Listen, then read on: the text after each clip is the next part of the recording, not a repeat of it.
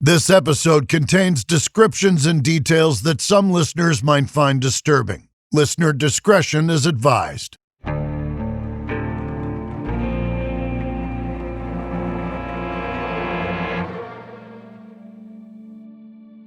Well, hey there, and welcome back to American Criminal.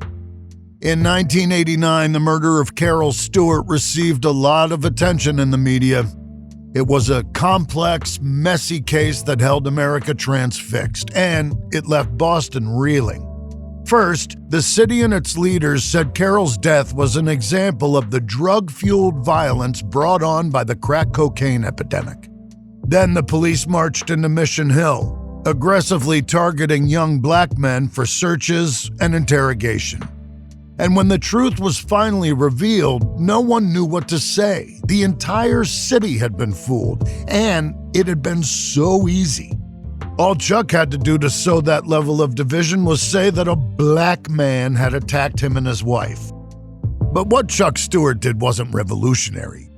Evil? Sure, but hardly original.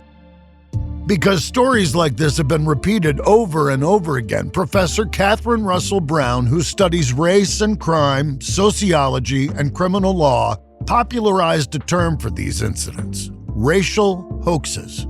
These are instances of people taking advantage of fears and stereotypes to commit or invent some kind of crime. Professor Russell Brown has two categories for these. The first are convenience hoaxes, when people make up an imaginary crime for personal reasons.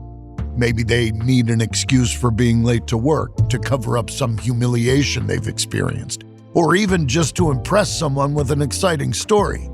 So they say they were robbed or assaulted.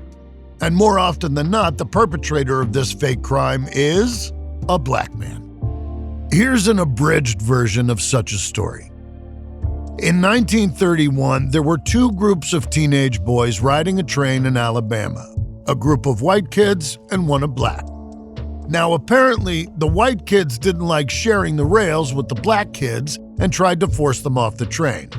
When the black guys refused to leave, the white guys found a station master and told him that the black guys had attacked them. Pretty soon, cops had boarded the train and arrested all 9 of the black teens. They also picked up a young white woman and a white teenage girl. Allegedly, both of them were sex workers and were facing criminal charges of their own. When they all got to jail, the girls accused the black teens of raping them on board the train. News of this alleged crime spread quickly, and a mob of thousands showed up at the Scottsboro jail where the teens were held. Lynching black men accused of raping white women was a common occurrence back then, so Alabama's governor mobilized the National Guard to protect the jail and courthouse. With so many eyes watching the case, the Scottsboro Boys, as they were collectively known, were quickly convicted by all white juries. They received sentences ranging from decades behind bars to death. But here's the thing. One of the alleged victims of the rape changed her story during the drawn-out appeals process. While on the stand, she recanted, saying that she and the other young woman came up with the story to avoid being thrown in jail for prostitution. Several of the black teens eventually had their convictions overturned or were pardoned, but others ended up locked away for years. 3 of those who served time weren't pardoned until 2013, decades after their deaths. The Scottsboro Boys case is one of the most famous racial hoaxes in American history. It's one that had a long tail and is generally considered a miscarriage of justice over a crime that never actually happened. But not all racial hoaxes look exactly alike. The second category that Professor Russell Brown sorts racial hoaxes into are cover-ups, when a person commits an actual crime and then tries to blame a person or group of people, usually from another race. Obviously, if you listen to our series on the murder of Carol Stuart, you already know one of these stories very well. But there are plenty more stomach-churning cases of people blaming a faceless other for their own misdeeds. And 2 of them came hot on the heels of the explosive Stuart murder. This is the racial hoax murders and the killer of killers.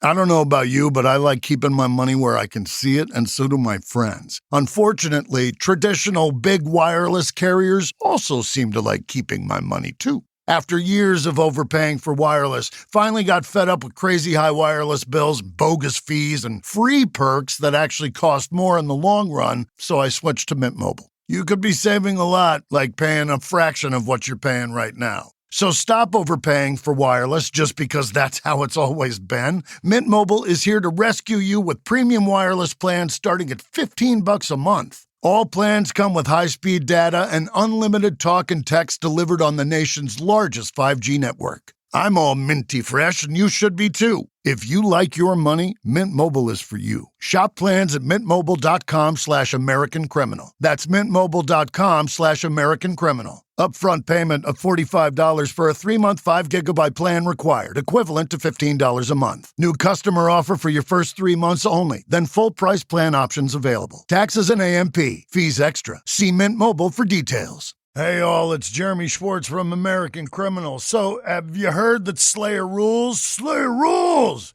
No, but for real, have you heard about Slayer rules, like Slayer statutes? So these are legal provisions that prevent people from inheriting property or benefiting from the estate of a person that they murdered. So obviously, one of the things they protect is someone getting killed for their life insurance policy. It makes you realize how valuable life insurance is, doesn't it? It's good to know that at least my life insurance policy isn't a reason to kill me, although who knows, a lot of people are eyeballing me lately. Plus, it only costs about the same as one of your streaming services each month. And that is thanks to SelectQuote. If you're new to life insurance, you're not alone. Now, thankfully, you got SelectQuote. For over 40 years, SelectQuote's helped get more than 2 million Americans understanding their options and getting the coverage they need. Over $700 billion in coverage and counting. As a broker, their mission is simple: to find you the right insurance policy at the best price. SelectQuote makes it simple because they take the guesswork out of finding the right life insurance policy. You don't have to sort through dozens of confusing options on your own. Instead, one of their licensed agents is going to find you the right policy at the right price, comparing plans from trusted, top-rated insurance companies to find the policy that fits your health, your lifestyle, and your budget. And they work for you for free. You'll be covered faster than you can think. SelectQuote works with providers who offer same-day coverage, up to $2 million worth with no medical exam required. And fear not, you're not out of luck if you have pre-existing health conditions, because SelectQuote partners with companies that offer policies for people with conditions like high blood pressure, diabetes, heart disease. SelectQuote makes life insurance simple. Even if this is your first time thinking about it, head to SelectQuote.com and a licensed insurance agent will call you right away with the right policy for your life and your budget. Life insurance is never cheaper than it is today. SelectQuote. They shop, you save. Life insurance is never cheaper than it is today. Life insurance is never cheaper than it is today. Get the right life insurance for you for less and save more than 50% at SelectQuote.com/AmericanCriminal. Save more than 50% on term life insurance at SelectQuote.com/AmericanCriminal today to get started. That's SelectQuote.com/AmericanCriminal.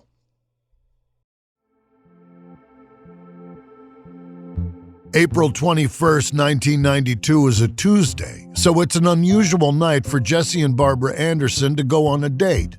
But babysitters for their 3 young kids are easier to arrange on weeknights, so Tuesday it is.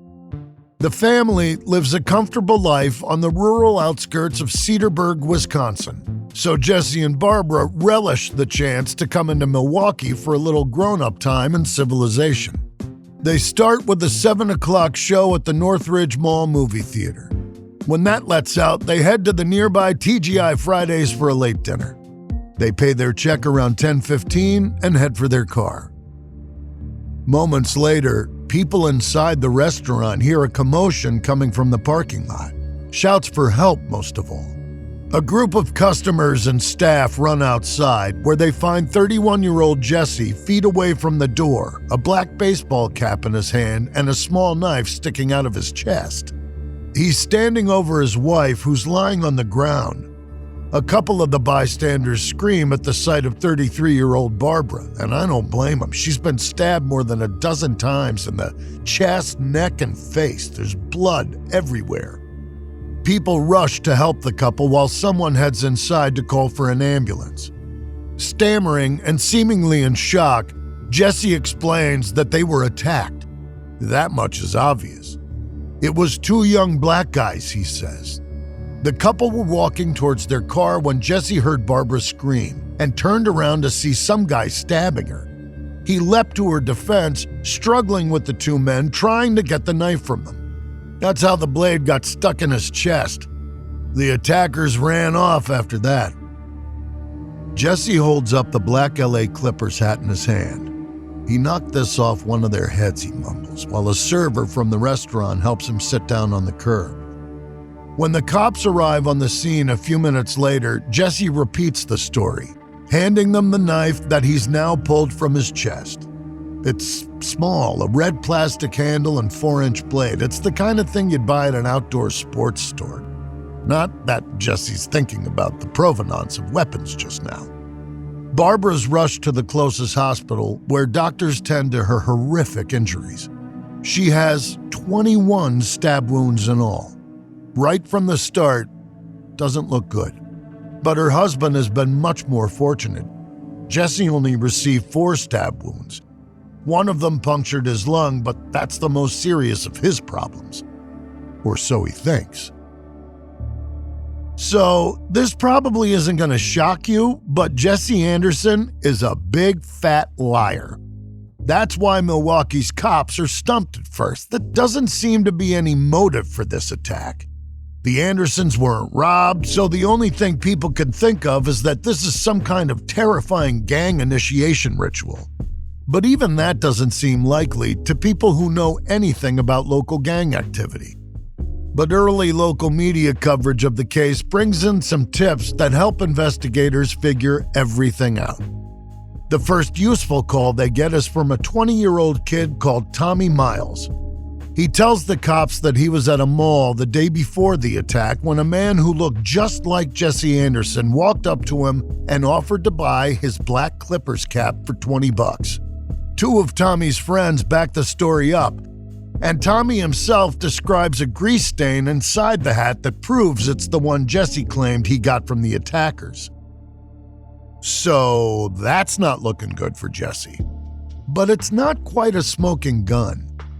That investigators get when the owner of a military goods store calls to report that a man matching Jesse's description bought a fishing knife from him about a month ago. And he literally has the receipts to back his story up. His store is the only one in Milwaukee that stocks the kind of knife that stabbed Barbara and Jesse, and they've only sold one of them, ever. On Thursday afternoon, less than 48 hours after the stabbings, Barbara Anderson dies from her injuries, turning an already serious criminal case into a murder investigation. A couple of days after that, Jesse is released from the hospital, free to return to his children and move on with his life. But that new chapter is incredibly short, only lasts 2 hours. He's barely made it home when police show up to take him into custody. The next day, Milwaukee's Finest announced that they're charging Jesse with his wife's murder. Then they start assembling more evidence for their case, and they do not have to look hard. A search of the Andersons' house turns up a letter Barbara wrote to Jesse. In it, she tells him that she wants to reconcile. Exactly what they were fighting about she doesn't say, but she apologizes to her husband for having gained weight since they got married, and promises to work harder on her appearance. Whatever their problems, whatever her husband said to her, she wanted their marriage to work. Apparently, Jesse didn't. The investigation reveals that just weeks before he killed her, Jesse called to update Barbara's $250,000 life insurance policy. Yeah, it's another one of those stories. With all of that evidence stacked against him, Jesse doesn't stand a chance at trial. In August, just 4 months later, he's convicted of murder and sentenced to life in prison. But he's given a glimmer of hope. He will be eligible for parole in 60 years, when he's in his mid-90s.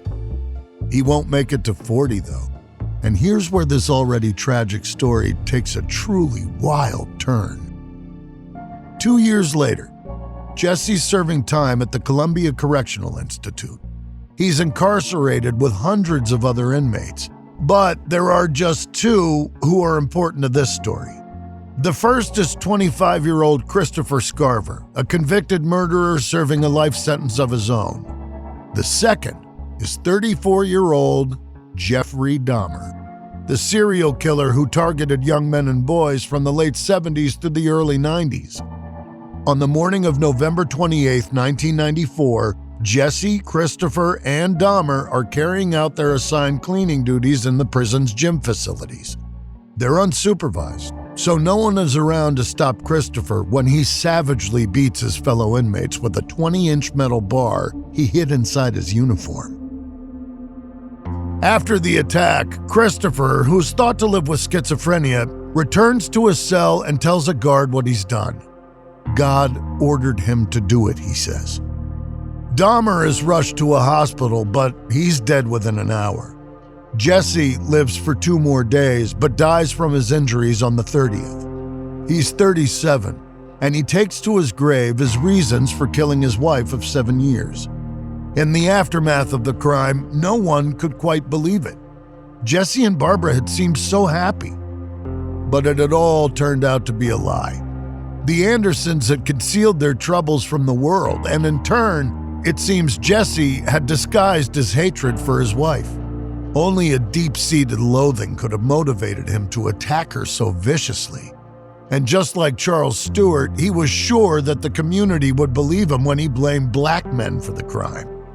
But the world hadn't forgotten about Carol Stuart and Mission Hill just yet. Newspaper articles about Jesse compared the two cases, noting just how similar they were. It seemed that the world was catching up to this kind of crime. The cops had spotted this one a mile off. Surely no one would be fooled for even a minute the next time. Then again, maybe not. Starting something new isn't just hard, it's downright terrifying. I mean, so much work goes into this thing that you're not entirely sure is going to work out, and it can be hard to make that leap of faith. Trust me, I know. When we started this podcast, I wasn't sure really what I was doing. What if no one listens? What if I make a fool of myself? Now, thankfully, I know that I was right in believing in this podcast, despite all the fears and hesitations. Now, as a retailer, it also helps when you have a partner like Shopify on your side. Shopify is the commerce platform behind millions of businesses around the world and 10% of all e-commerce in the U.S. with brands like Alex Crane, Imperfects, Corridor. Get started with your own design studio. With hundreds of ready-to-use templates, Shopify helps you build a beautiful online store that matches your brand style. Get the word out like you have a marketing team behind you. Easily create email and social media campaigns wherever your customers are scrolling or strolling. What if I get stuck? Well, Shopify's always around to share advice with their award-winning 24/7 customer service. It's time to turn those what-ifs into with Shopify today. Sign up for your $1 per month trial today at shopify.com/AmericanCriminal. Go to shopify.com/AmericanCriminal. That's shopify.com/AmericanCriminal. A thoughtfully built wardrobe comes down to pieces that mix well and last, right? That's where Quince shines. Premium fabrics, considered design, and everyday essentials that feel effortless to wear and are dependable. Quince has the everyday essentials I love with quality that lasts. Lightweight cashmere sweaters, short-sleeve Mongolian cashmere polos, and the most important for me, because I'm in Texas and it's already hot, linen bottoms, shorts, tees in 100% Pima cotton, and European jersey linen. These are the versatile pieces that make a wardrobe work season to season. Their clothing is rated 4.5 to 5 stars by thousands of people wearing it every day, and they only partner with factories that meet rigorous standards for craftsmanship and ethical production. Right now, go to quince.com/American Criminal for free shipping and 365-day returns. That's a full year to build your wardrobe and love it, and you will. Now available in Canada, too. Don't keep settling for clothes that don't last. Go to quince.com/American Criminal for free shipping and 365-day returns. Quince.com/American Criminal. You've been there, settling in for an evening of TV only to waste half the night scrolling. Enter Fire TV, entertainment with zero effort required. Fire TV serves up personalized recommendations from across all your apps. Not sure what to watch? Just tell Alexa Plus what you're in the mood for and she'll pull up the perfect recommendation. Problem solved. Stop the scroll, start the show. Find what you're looking for with Fire TV. Subscriptions may be required.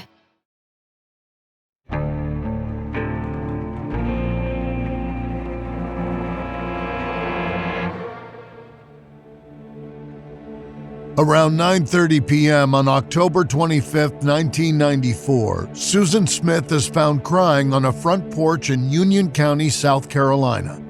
The owner of the house tries to comfort Susan, who seems inconsolable. But slowly, through her tears, she manages to tell him what happened. Once she's got her story out, the man brings Susan into the house and calls 911. Yeah, there's a lady that come up that door. And some guy jumped into a red light with her car with her 2 kids in it, and he took off, and she got out of the car here at our house. And he's got the kids? Yes, ma'am, in her car. And she's real hysterical, and I just decided I need to call the law and get them down here. Get them going, Pam. I got 2 kids. Okay. Police rush to the house just off Highway 49 and collect a statement from 23-year-old Susan. She goes over the story with them. She was stopped at a red light when a man opened the passenger side door and threatened her with a gun. There were no other cars around, so Susan couldn't even call out for help. He made her drive a short way, then ordered her out of the car before he sped off with the vehicle. It's a harrowing story on its own, but the kicker is that her 2 young sons were in the back of the car. Michael is 3 years old, and Alex is just 14 months. Before she got out of the car, Susan told her boys to be brave for her, and that was the last she saw of them. The cops ask what the carjacker looked like, and Susan says that he was black. In his late 20s, early 30s, was wearing blue jeans and a plaid shirt, and that he had a toboggan hat on. Within hours, a sketch artist has come up with an approximation of what this man might look like. Not that it's a very useful tool. Susan's description of the guy is so vague that the sketch could be any one of hundreds of young black men in the community. Local police start going door to door that night, seeking out the homes of black families and questioning any men who remotely matched the description Susan gave. But they don't uncover any leads that way. Thankfully, the cops aren't alone in their search. The small city of Union comes together to hunt for the man who's made off with Susan Smith's children. Police helicopters and search dogs are sent to perform sweeps of the area, while locals scratch their heads and wonder how such a shocking crime could happen in their community. I mean, there are only about 10,000 people in the city, so everyone feels like they know just about everyone. Surely, someone should know who this mystery carjacker is. They just need more eyeballs on it. Locals tie yellow ribbons to trees throughout the city to raise awareness of the crime, while others hand out flyers with a picture of Susan's car and a sketch of the suspect. But the truth is that the case didn't need any extra promotion. The story captures the attention of the press almost as quickly as it draws in the police. Susan and her estranged husband David appear on the nightly news, Susan repeating the story of what happened and making a plea for their son's safe return. But some local producers can't help noticing that Susan seems excited by all the attention. Watching footage of an interview back, they noticed that before Susan sat down in front of the cameras, she was smiling and flustered.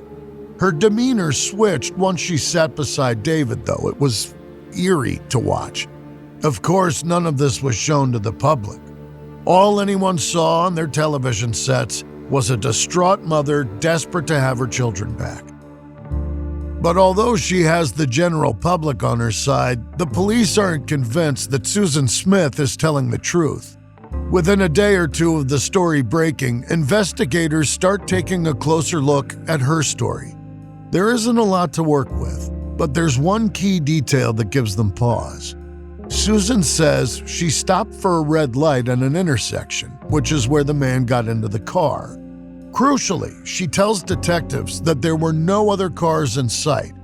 That's why the carjacker was able to pull off the crime so easily. No witnesses to give chase or call the cops.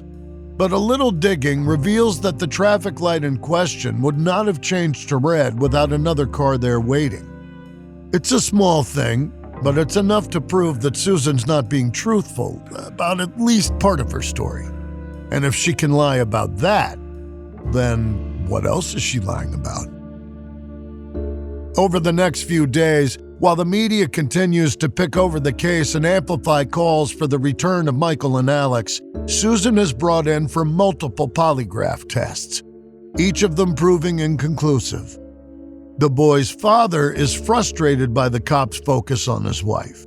He can't imagine what they're thinking. It feels like they're wasting time and manpower that could be better spent out looking for the man who has the kids. But the police aren't simply talking to Susan and hoping to catch her in a lie. They've been actively searching for her car, believing that she may have hidden it somewhere on her own. They even discreetly send divers into John D. Long Lake, which is close to where Susan says her car was stolen. But the divers' search at the water's edge proves fruitless. There's no sign of a car in there. As for the rest of Union, its black residents are treading very carefully. Young men especially are nervous to go out alone, worried that they'll be thought of as suspicious if they're spotted going for a hike in the woods or fishing, so they stay home, waiting for this all to end so their lives can go back to normal. They don't have to wait long. On November 3rd, 9 days after Susan first reported her children missing, she gave a new statement to the police. And it's radically different from the first story she told. A short time later, Sheriff Howard Wells makes an announcement to an assembly of reporters and concerned locals. Susan Smith has been arrested and will be charged with 2 counts of murder in connection with the deaths of her children. Now, as you can hear from that clip, no one in Union was expecting the news. And the full story is more shocking than the revelation of Susan's arrest. On the night of the 25th, she strapped her sons into their car seats and drove towards John D. Long Lake. She exited Highway 49 onto a small road that led down through a wooded area to the lake's boat ramp. There, she put the car in gear, got out, and watched it roll into the water, with her son still inside. After the car disappeared from view, Susan made her way back to the highway, then walked to the first house she could see, where she started telling her tale to anyone who would listen. The red light, the gun, the black man, all of it a lie. And people are angry. Understandably, the black residents of Union County have the most to be upset about. Once again, the idea of the black guy has been used by a criminal to try and get away with their own actions. But mostly, people are just devastated that the 2 little boys the whole country has been searching for have been dead this whole time, killed by their own mother. Hours after the confession, divers returned to the lake to search for the car again. Investigators had initially guessed that if the car was in the water, it would have stayed within a few dozen feet of the shore. Turns out they were wrong. The vehicle is eventually found over 120 feet away from the water's edge. When it's dragged from the lake, the bodies of Michael and Alexander are still strapped into their car seats. In the trunk, detectives find mementos of Susan's life, including her wedding album and a bridal gown. Susan's quickly charged with 2 counts of murder, and then everyone sits back to watch the trial unfold. And no one's prepared for what comes to light.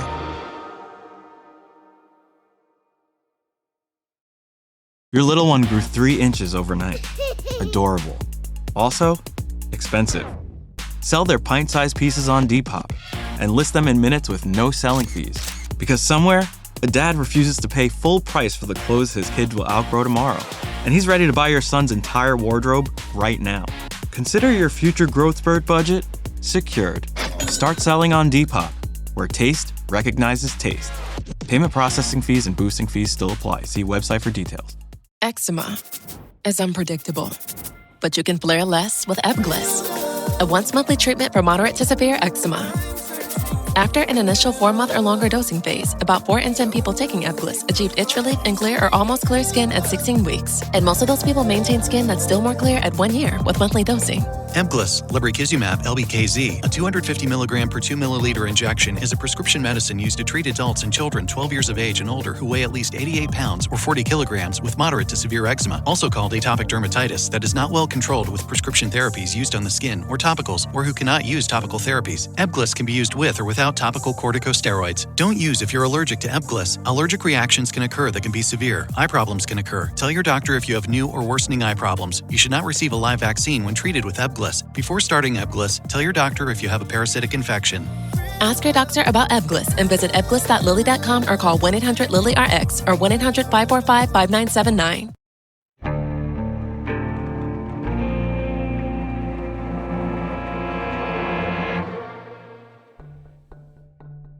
The trial of Susan Smith begins in July 1995, less than a year after she confessed to drowning her 2 young children in a lake and blaming it on an imaginary black man. The city of Union, South Carolina has been transformed for the case, as journalists from around the world arrive to cover every minute. Parts of the streets surrounding the courthouse are blocked off to make room for satellite trucks, film equipment, and for live feeds to major networks. Media outlets rent out homes and empty shop fronts to set up base. The Associated Press takes over an old roller rink to use as housing and office space for its reporters. But even with public interest in the case still sky high after all these months, not everyone believes the trial should be broadcast. Before proceedings can get underway, the defense brings up the ongoing trial of O.J. Simpson in California and says that allowing cameras into the courtroom will affect the jury and the witnesses here just as it has there. The judge agrees with the argument and orders all cameras out of the building. Now the trial can finally begin. Thanks to her confession, Susan's lawyers know that it's no use trying to prove that she's not guilty. That ship has sailed. What they do instead is try to explain the state of mind Susan was in at the time of the murders and the ways her life set her up to fail. Susan's school counselor is brought in to talk about how troubled she was as a teenager. He recalls that when she was 13, she tried to overdose on aspirin. One of the star witnesses for the defense is Susan's stepfather, Beverly Russell. He takes the stand to tell the court how he began sexually abusing Susan when she was 15 years old. He goes on, revealing that he and Susan had an ongoing sexual relationship even after she was married with children. After she confessed last year, he wrote her a letter insisting that he was partly to blame for her crimes. He let her down as a father, he said, and her sons paid the price.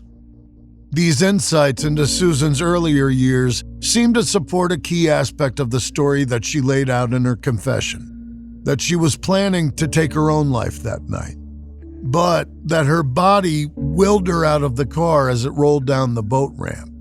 To hear her lawyers tell the story, the murders were the impulsive actions of a woman with a traumatic past and a fragile mental state who wanted to end it all. But the prosecution gets to have their say too, and they've got a different explanation of the events of October 25th. Remember how I said that Susan and her husband David were estranged? Well, in the months leading up to the murders, Susan had been dating Tom Finley, a wealthy local bachelor. But he'd ended things, writing her a Dear John letter to explain why. Among the reasons he gives Susan or her children. He didn't want kids, and he certainly didn't want the responsibility of her children. The prosecutors argue that this was the reason that Susan killed her sons. They were obstacles to a relationship she wanted to continue, and she believed that if they were gone, she'd be free to do as she wanted. So she packed her trunk with relics from her old life, including her wedding dress and wedding album. Then she bundled the kids into the car, drove them to the lake, locked the doors, and watched her past slip out of sight. This idea proves too compelling to ignore. At the end of 4 days of testimony, the jury retires to deliberate. They take just 2.5 hours to convict Susan of 2 counts of murder. Days later, the same jurors sentence her to 2 concurrent terms of life in prison.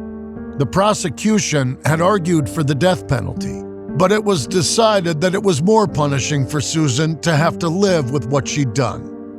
In 2024, 30 years after her crimes, she's eligible for parole for the first time, but her application is denied. In the decades since Susan Smith's story shocked America, the full scope of it has been lost. Most of the time, when people hear the tale, they get the pieces that feel the most important. Mother drowns own children in car. But the scale of Susan's evil deed is diminished in that version of events. It leaves out the part where she made up a different crime to explain her son's disappearance and then blamed it on a black man. Like Chuck Stewart and Jesse Anderson before her, Susan Smith was sure everyone would believe her. And for a moment, they did. This episode may contain reenactments or dramatized details, and while in some cases we can't know exactly what happened, all our dramatizations are based on historical research. American Criminal is a co-production of Airship and Evergreen Podcasts. It's hosted, edited, and produced by me, Jeremy Schwartz. Audio editing and sound design by Sean Rule Hoffman. Music by Thrum. This episode is written and researched by Joel Callan. Managing producer Emily Burke. Executive producers are Joel Callan, William Simpson, and Lindsey Graham.